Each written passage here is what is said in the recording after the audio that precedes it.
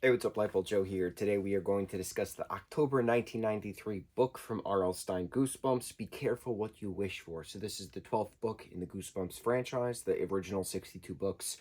Very quick, 121 pages long, I believe. Hang on one second. We're just double checking. It is 121. I was correct. So this is about Samantha Bird. She's 12 years old, 7th grade.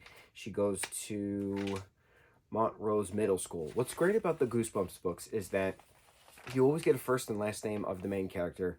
You majority of the time get the location that the show film that the book is taking place in. So this within the first 3 pages. So Samantha Bird, right, is the main character. We know that from the back of the book. Montrose Middle School listed on page 3, and Judith Bellwood is the main villain character, right? So Sam has a older brother Ron. They go to school at Montrose, and they both play basketball. Sam's on the girls' team, but she's a klutz, right? She is a pronounced klutz, and it even says it on the back. Samantha Bird is a klutz. So she trips over things, she drops things all the time, stuff, right?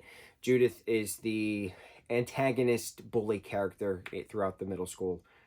She's very popular, and she doesn't like how klutzy that Sam is. They're on the same basketball team, but Judith, what's the tipping point is in home ec. Judith, intentionally drops this thing of tapioca pudding on Sam's beautiful brand new Doc Martens, right? And so it's a thing. And then Sam eventually, is riding her bike home in the pouring rain and helps this random woman with directions. And this woman happens to be a fortune teller. And by fortune teller, it's really she's got a red crystal ball and she can grant wishes. And so, what do you do with the wishes? She's told she gets 3 wishes. In actuality, she gets 5 wishes, but she's told she gets 3 wishes. So, the first one, she wishes that she's the strongest player on the team.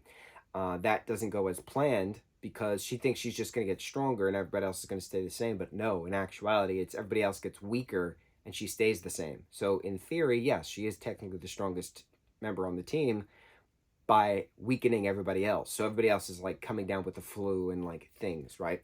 So then it moves on to wish 2, where she wishes what's the second wish? Go through basketball strength. Eventually there's oh, yes. She wants Judith to disappear, right? But by Judith disappearing, everybody disappears, including the animals. So it's only Sam then. And then it's Clarissa, who is this, this old woman with the red shawl, comes back into fruition and then says, "Oh, well, I see you're not happy with this second wish. Well, you still have a third wish." And then Sam wishes everything to go back to the way it was, but with a catch that Judith now thinks she's the greatest person ever.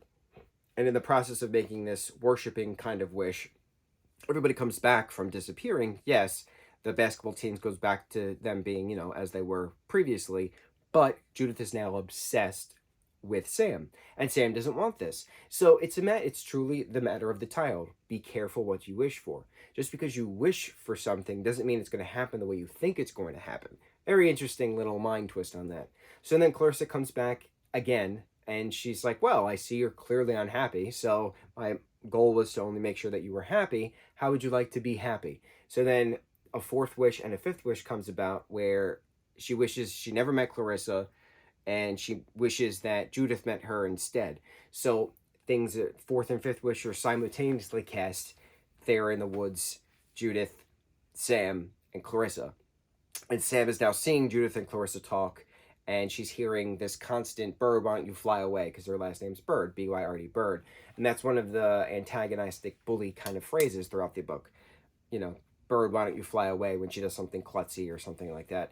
So she then starts to eat a worm and fly away and check her feathers and look into the wind as it's going through. And so it's a matter of, haha, she was a bird. She then turned into a bird because of Judith's wish from Clarissa, because Sam wished that Judith met Clarissa. Be careful what you wish for. There's no, like, deep horror to this. It was a cute, fun, kind of adventurous film. It wasn't the terror that we've talked about in previous installments. it wasn't spooky, it wasn't scary, it was just a supernatural kind of what happens if you meet this woman with a crystal ball and you make wishes and the wishes don't come out the way you think it was. So it's very upfront, nothing really, deep life lessons behind it aside from the title, Be Careful What You Wish For.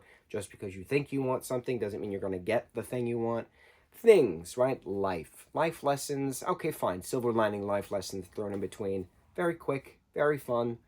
R.L. Stein's Goosebumps, Be Careful What You Wish For, October 1993, 12th book in the Goosebumps series. On to the next review. Mucho mahalo.